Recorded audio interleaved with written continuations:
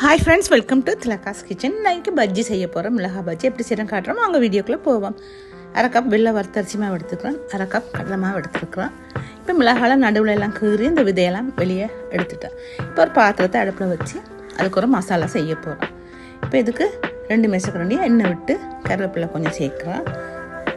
2 வெங்காயம் மீடியம் சைஸில் வெட் பண்ணி அதையும் அதில் சேர்க்குறோம்.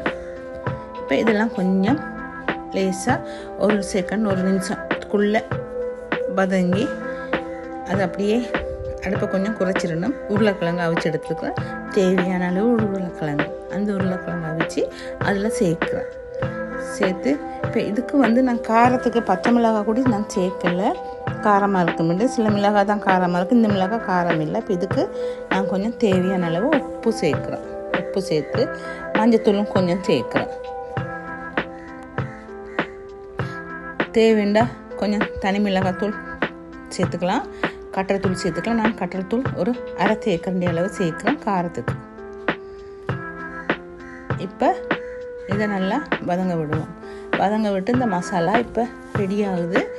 இந்த கறி மிளகாவை இப்போ நான் நல்லா க்ளீன் பண்ணி நடுவில் இருக்கிறதெல்லாம் எடுத்து வச்சுருக்கிறேன். இப்போ இதுக்கு பஜ்ஜி மாவு செய்வோம். இப்போ இந்த 2 மாவையும் ஒரு பாத்திரத்தில் சேர்த்து இதுக்கு தண்ணி விட்டு இதை திக்னஸாக கரைக்கணும். தண்ணியாக கரைக்கக்கூடாது.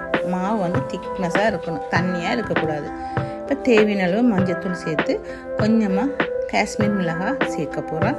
கலர் கொடுக்குறதுக்காண்டி அது தேவையான சேர்த்துக்கலாம், இல்லாட்டி அதை விட்டுறலாம். மஞ்சத்தூளே காணும். இப்போ இதுக்கு தேவையான அளவு உப்பும் சேர்க்குறோம்.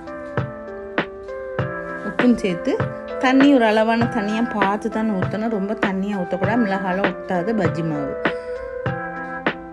இப்போ இதுக்கு தண்ணியை ஊற்றிட்டு நாங்கள் கொஞ்சம் கரண்டியெல்லாம் கொஞ்சம் மிக்ஸ் பண்ணிவிட்டு அப்படி எங்களை கையாலேயே நாங்கள் நல்லா மிக்ஸ் பண்ணணும்.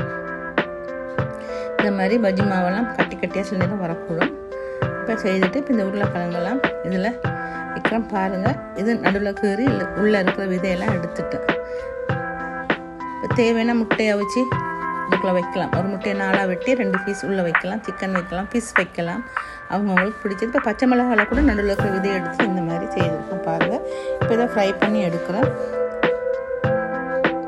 இது எண்ணெய் கொஞ்சம் கூடுதலாக ஊற்றி தான் ஃப்ரை பண்ணணும். எண்ணெய் இல்லாமல் ஒன்றும் செய்யலாம், எண்ணெய் இருந்தால் தான் ஃப்ரை பண்ணலாம். இப்போ இது எப்படி செய்யுதுன்னு சொல்லி நீங்களும் பார்த்துருப்பீங்க. உங்கள் எல்லாத்துக்கும் பிடிச்சிருக்கும். சரியான சிம்பிளான பஜ்ஜி பிடிச்சிருந்தா இதே மாதிரி நீங்களும் செய்து பார்த்து எனக்கு லைக் பண்ணி, ஷேர் பண்ணி, சப்ஸ்கிரைப் பண்ணுங்கள்.